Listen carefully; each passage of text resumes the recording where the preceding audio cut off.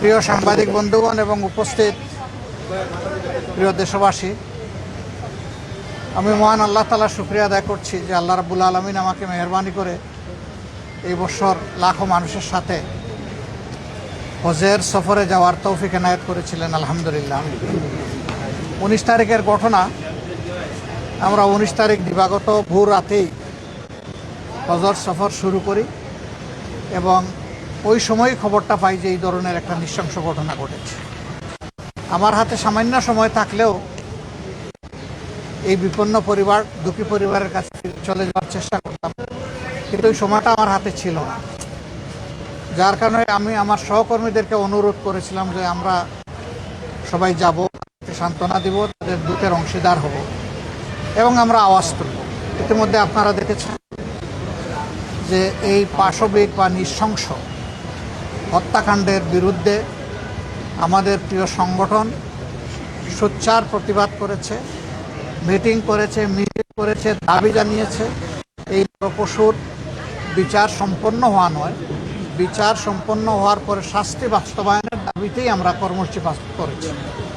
আমাদের দাবি একেবারেই স্পষ্ট, যারা এইভাবে আত্মস্বীকৃত দর্শনকারী এবং হত্যাকারী, এদের বিচার লম্বা হওয়া মানেই হলো এদেরকে সহযোগিতা করা, মানেই হলো অন্যায়ের পক্ষে নেওয়া, দুষ্কৃতিকারীর পক্ষে নেওয়া।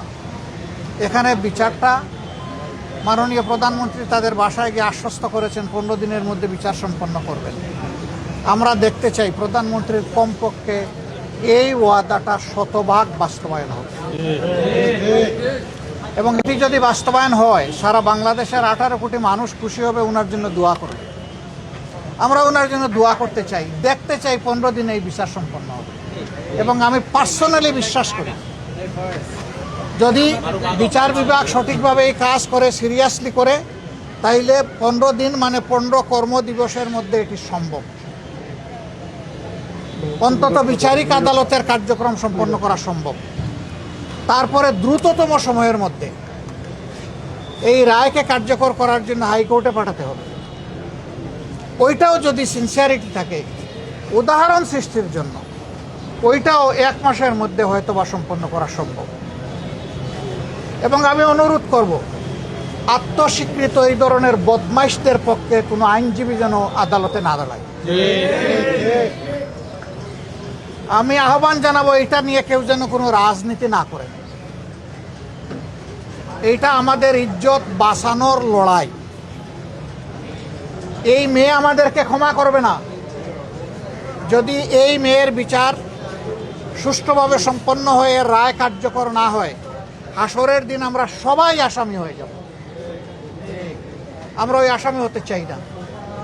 একথা বারবার বলেছি আমরা যে এরপরেও আর এই ধরনের দেখতে চাই না, কিন্তু না, হয়েই চলছে, বন্ধ হচ্ছে না। তার মূল কারণ হলো বিচারের নামে অবিচার, বিচারের নামে দীর্ঘসূত্রিতা এবং বিচারের নামে তামসা।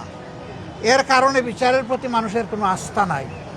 এর রামিসার বাবা আব্দুল আন্নান মোল্লা, উনাকে যখন লোকেরা জিজ্ঞেস করেছিল আপনি বিচার চান কিনা, উনি বলেছেন আমি কার কাছে বিচার চাইব।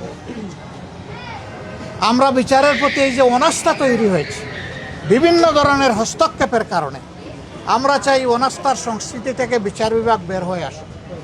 বিচার বিভাগ 100 বার স্বাধীন হোক এবং 100 ভাগ স্বাধীনতা নিয়ে তারা বিচার করুক, ন্যায় বিচার করুক। আমরা ওইটাই দাবি করব।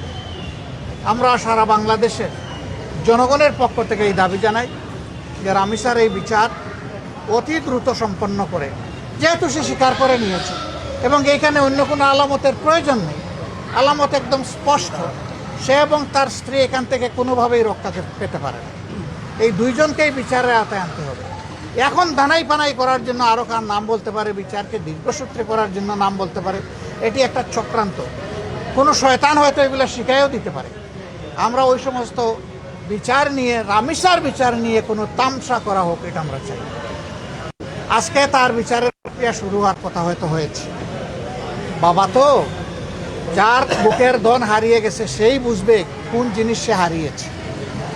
এই জন্য সকাল থেকে বুকের ব্যথা নিয়ে এখন নিজেই আবার হাসপাতালে ভর্তি। আমরা তো চেয়েছিলাম বাসায় যেতে। যখন খবর পেলাম যে তিনি হাসপাতালেই ভর্তি, তখন চিন্তা করলাম যে অন্তত তাকে দেখে যাই। সান্ত্বনাটুকু দিয়ে যাই, জানিয়ে যাই যে সারা দেশবাসী, সারা জাতি, বাংলাদেশে এবং বাংলাদেশের বাইরে সবাই আপনাদের জন্য দোয়া করছে। উনি বড় আক্ষেপ করে বললেন যে এই দোয়া কি চেয়েছিলাম এইভাবে? আমি বললাম না, এইভাবে চান নাই, কিন্তু আপনি যা চাইছেন তার চাইতে এই ক্ষেত্রে আল্লাহ আপাতত আপনাকে বেশি দিয়েছে। এরকম বহু মানুষ দুনিয়া থেকে বিদায় নেয়, কেউ অন্যের মেয়ের জন্য চোখের পানি ফেলে না। আমার তো পড়েছে, এবং আমি বিশ্বাস করি আমার মতো লাখো মানুষের পড়েছে। লাখো মায়ের চোখ থেকে পানি ঝরেছে, বাবার চোখ থেকে পানি ঝরেছে, ভাইয়ের চোখ থেকে পানি ঝরেছে। কিন্তু এরকম দুষ্কৃতিকারীরা এগুলা করবে আর আমরা চোখের পানি ফেলবো, এটা আমরা চাই। আমরা চাই এই সংস্কৃতি একদম বন্ধ হোক। ইনশাআল্লাহ আপনারা দোয়া করবেন। আমরা সংসদে আছি, আমার উপর একটা দায়িত্ব আছে, সরকারের ভালো কাজে সহযোগিতা করা, দেশে এবং সমাজে এবং সরকারে অন্যায় কিছু হলে তার প্রতিবাদ করা।